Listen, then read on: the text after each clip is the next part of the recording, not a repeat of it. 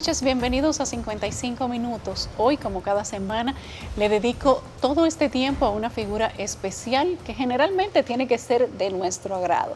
Hoy el tiempo se lo dedico al doctor Cruz Jiminián, una figura querida por la sociedad dominicana y además una persona que conoce de hacer mucho bien al prójimo. Doctor, buenas noches. Bienvenido, qué placer. Gracias, Yolisa, muchas gracias. Déjame expresarte mi admiración desde hace un tiempo que te conocí y sobre todo por tu calidad moral y profesional. Gracias, doctor. Ese cariño es mutuo. Quiero preguntarle, doctor, ¿quién es Cruz Jiminián después de haber estado cerca de la muerte? Estaba muerto, no cerca. Porque hay gente que ha revivido. No solamente Cristo revivió. Cristo es un fenómeno extraordinario que después de 3 días resucitó. Pero Lázaro revivió. Y creo que hay otros más, dice la Biblia. Y yo he visto mucha gente morir. Yo lo he visto. Y a través de los medios revivirlo. Claro, estoy hablando segundos, minutos. Muchas veces yo he visto eso. ¿Usted siente que usted se vio a su propio cuerpo? ¿Usted se siente que salió del cuerpo, doctor? No, yo no me di cuenta de nada. De nada. Yo me di cuenta cuando me sacan del hospital, que me sacan, no que me dieron de alta. Porque todos los que estaban al lado mío murieron. Todos murieron. Entonces, yo me di cuenta de ese hospital donde yo estaba, el día que me llevaron, pero ni siquiera, no me di cuenta. Yo recuerdo que el día 23 de marzo del año pasado, ya yo tenía 10 o 15 días muy mal. Y yo me había atrincherado en una habitación en mi casa donde yo veo televisión. Iban muchos amigos míos, iban médicos y se pasaban el día entero conmigo, enfermeras. Yo no recuerdo nada de eso. Me dicen, inclusive como me negaba a la asistencia médica, ir a un hospital, a la clínica Cruz Jiminián o a un hospital, me dicen eso, yo no recuerdo. Entonces decidieron poner una unidad de cuidado intensivo en mi propia casa, donde había oxígeno, ventilador, monitores, desfibriladores, todo. Médicos infectólogos, médicos neumólogos, médicos cardiólogos, porque en mi clínica hay más de 500 médicos y todos pues querían aportar algo, y enfermeras. Pero yo no recuerdo nada de eso, eso es que me dicen. No recuerdo nada. Nada. Yo estaba con fiebre, pasaba el día entero temblando, tosiendo fuerte. Aunque estaba inconsciente. Estaba consciente. Estaba consciente. Lo que estaba era incoherente. Y no sabía, por ejemplo, tú me preguntabas, doctor, ¿cómo se siente? Y no era extraño que yo te dijera, ¿y a ti qué te importa cómo yo me siento?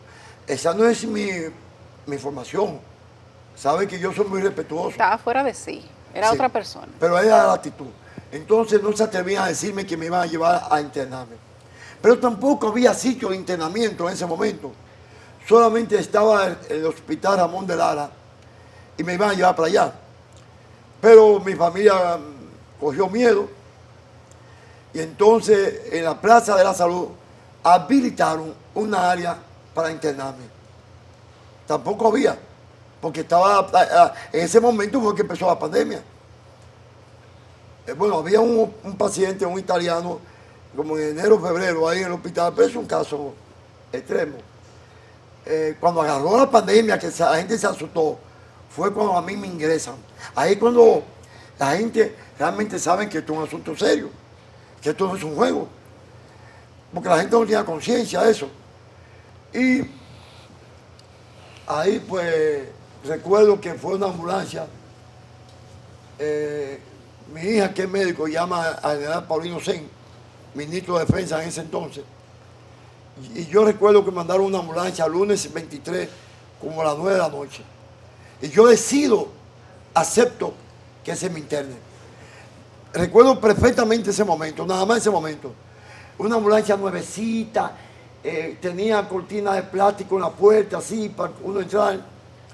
Y vienen dos personas, eso de 911, dos personas con poca capacidad para manejar pacientes. Digo con poca capacidad porque ante el paciente tú no puedes mostrar nunca un rechazo. Nunca debe hacerlo. No, no se me acerque a nadie. Y a mí me molestó eso. Y yo me irrité con ellos. Y le hablé mal. Porque eso es incorrecto. El paciente nunca debe interpretar que tú lo estás rechazando. Nunca. Y yo vi eso. Entonces me senté solo en la ambulancia. Solo. No fue conmigo nadie. Pero no podían ir. Porque ya yo tenía el diagnóstico de COVID, que yo mismo me lo había hecho. Solo, sentado. Recuerdo que iba así. Sentado en un banquito. No recuerdo más nada. ¿No recuerda cuando llegó? Nada. Nada. Llegué a la Plaza de la Salud, no recuerdo. Fueron a buscarme, no recuerdo nada. Y no supe más de mí. Al día siguiente, estoy hablando del 24, la situación se empeoró. Y yo sé que me van sacando una camilla, no sé, para otro sitio. Eso es lo único que yo recuerdo. Y yo alcanzo a ver al hijo mío, desesperado, nervioso, llorando, y pasa por un pasillo así. Y yo digo, Luis Antonio, me tenían amarrado. Eso fue deprimente, frustrante, amarrado, y yo desesperado. ¿Qué pasó así? Bien, el caso es que debí traerlo, porque yo sé que cada vez que hago ese chin, El okay, chin del donde lo amarran. el caso es que no supe más de mí. Seguí empeorando. Dicen los médicos, el doctor Gamaliel, tremendo médico, intensivista, muy científico y muy humano. Ese médico que trabaja en la Plaza de la Salud, que yo no lo conozco, pero es un médico que yo tengo que destacar lo que me han dicho. Ese médico se pagó muy fuerte conmigo, pero los médicos podemos hasta un nivel. Claro. A partir de ahí, no podemos. Él hizo todo lo que se podía hacer, desde el punto de vista médico, científico, profesional y lo que había hasta el momento. Inclusive, me pusieron medicamentos que nadie lo había utilizado en el momento. Experimentales. Sí. Danilo era el presidente en ese momento, estoy hablando de marzo del año pasado, y él ordena, cuando se entera la noticia, que los medicamentos que habían para familias presidenciales, que ya lo había, el tocilizumab, y el Remdesivir inclusive, que se está usando ahora, que se me pusiera a mí. Entonces le dicen los que están a la orden, no, que no se puede usar, pónganselo. Así que mi agradecimiento a Danilo Medina, por eso tengo que agradecerlo. Claro. Sé que está en un momento difícil, pero es hipocresía y es traición no agradecer eso. Yo no tengo ninguna relación con Danilo. Además, eso es grandeza, saber ser agradecido. Entonces, daba seguimiento personal. El ministro de Salud Pública entonces, Rafael Sánchez Cárdenas, que para mí ha sido uno de los mejores ministros, daba seguimiento diario. Entonces, ¿cuánta gente que lo quiere, doctor? Sí, pero déjame decirte esto. Ya es el 24, yo no sé de mí. Dicen los médicos, el doctor Gamaliel, dicen ellos, que yo dije, doctor, por favor, intúbeme. Nadie en el mundo ha pedido eso. Yo te puedo asegurar que en la historia del mundo nadie ha pedido eso. O sea, en medio de su condición, usted pidió que lo intubara. Sí, dice el doctor Gamaliel. Gamaliel es el director de cuidado intensivo de la Plaza de la Salud. Tremendo médico. Humanista, capacitado. Bueno, por eso estoy vivo. El caso es que, quiero aclarar, mucha gente me ha criticado. Y si la clínica Cruz y Millán está buena, ¿por qué no lo internaron allá? Pues para ti que tienes esa pregunta irónica y malintenciosa, si tú fueras un chin más inteligente, no me hicieras la pregunta. porque no había sitio de internamiento de COVID. No había Y un cama. paciente de COVID no se puede internar al lado de uno que no tiene COVID. Y en ese momento era marzo, no se sabía nada, no había No, protocolo. solamente estaba el hospital militar, que habían preparado una área, El Ramón de Lara. y la Plaza de Salud preparó esa área para mí. Exacto. Así que ahí tienen la respuesta de esa pregunta malintencionada. Porque hay gente mala que hacen preguntas así, pero con malas intenciones. Entonces, en ese momento yo pido que se me intube, dicen ellos. ¿Tú sabes quién intuba a un paciente? Es meterle un tubo por la boca hasta Hasta allá los abajo. pulmones, sí. Amarrado aquí, con la boca estérica hasta aquí arriba. Boca arriba, el día entero. Eso no aguanta nadie. Entonces yo pedí eso. Pero yo no supe de mí. Así duré 12 días intubado. El día 26, la situación se complica porque tenía un dengue anteriormente, también el diagnóstico de COVID, una negligencia terrible pasó cometida por mí, nadie tenía la culpa, la tuve yo, solamente yo, un salvajismo, una brutalidad mayúscula ¿Qué fue lo que hizo, doctor? que no acepté que ningún médico me tratara y me puse renuente. No aceptaba médico, pero no me podían dar golpe y amarrarme. Eso, güey. Entonces eso hizo que el cuadro empeorara. Llegué allá con una saturación creo que de 78, 68. Eso es grave. Estaba grave. Muy grave. Entonces, la neumonía siguió avanzando. Me intubaron y hice un shock séptico. Un shock séptico para que la gente pueda interpretar que no es así. La gente dice que la sangre se convierte en pus. Tiene su explicación, sí. Pero Tiene es una infección interna, una realmente. infección general en todos los órganos. Séptico. Muy pocos sobreviven cuando eso pasa. Entonces, encima de eso, la neumonía bilateral, multilobar, masiva, tampoco sobreviven. Encima de eso, la presión bajó prácticamente a cero. Entonces me tenían en aminas vasoactivas. Es un medicamento que se usa para tratar de mantener la presión en algo que el paciente no muera. Varios días así. Entonces vino lo peor. El 26 en la madrugada, amanecer el 27, llaman a mi hijo a las 3 de la mañana, a Luis Antonio, el médico, Luis Antonio Cruz, y le dicen, ya no hay nada que hacer. Ay, ay, ay. Ha hecho una hemorragia alveolar. ¿Qué es una hemorragia alveolar? Los seres humanos tenemos aquí la boca, por dentro del aire, la nariz. Tenemos una tráquea, que es un tubo. Tenemos dos tubos aquí, que son dos bronquios. Esos tubos se dividen a su vez en varios bronquiolos.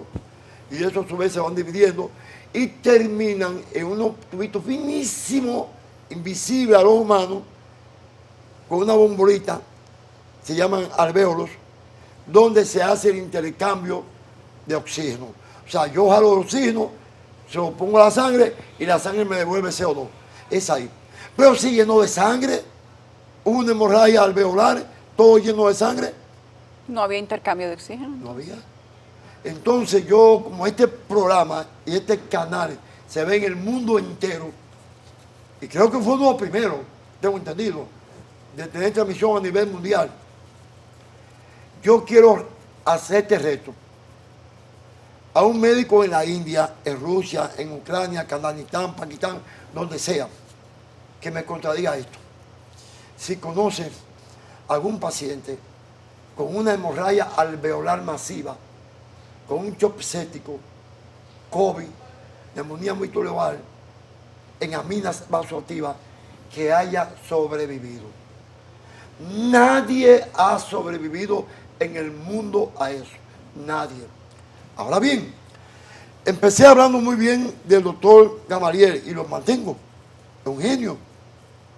Pero llegó un momento tal en que ellos le dicen a mi hijo, ya no hay nada que hacer, prepárate para lo peor y no podemos entregarte el cuerpo. Porque no se entregaba en ese momento. Sí, el Se protocolo quemaba. era otra cosa. Sí. Ahora se entrega, pero directo para el cementerio. Entonces, no podemos entregarte el cuerpo. Entonces, eso, muchacho, que es muy apegado a mí, muy apegado, su familia muy apegada, pero es extremadamente, yo creo que él prefiere que si a mí me pica un mosquito, él perder la mano mejor. Él es así conmigo. Y al decir eso, a las 3 de la mañana se puso loco. Y arranca para casa. De ahí coge de nuevo para la Plaza de la Salud. Y en el parqueo, dice él, todo lo que yo estoy hablando es porque me lo han contado. Yo estoy muerto, señores. Yo no sé de mí nada. Es decir, que me lo han contado. Además está en YouTube, en Facebook, en todas esas cosas. Porque esa fue la noticia número 1, no solamente aquí, en muchos países, en Estados Unidos, Puerto Rico, Cuba, Venezuela, Argentina. Esa fue noticia de primera plana en todo el periódico de América. Déjame decirte. Y cuando él llega a la Plaza de la Salud de nuevo, hay una señora flaquita, bajita, vestida de blanco, y lo ve llorando. Ella lo llama, dice él, y le pregunta, ¿qué te pasa? Él le dice la historia. Le dice, él no va a morir. Haz una cadena de oración y tú verás que va a sobrevivir. Lógicamente, si tú te estás ahogando y agarras una ramita, tú te agarras. Eso fue lo que él encontró. Entonces, esa cadena de oración, él la hizo con tanto amor que se hizo viral en el mundo, no aquí. Te puedo decir, sin lugar a equivocarme, que Julio Bacín, el productor de televisión, me llama un mes después, porque él es muy amigo mío, y me dice textualmente, Tonito, él me dice Tonito, tú lograste algo que nunca había pasado en el país. Le pregunto, ¿qué? Que pusiste un país entero a rezar, a orar por ti. Entero.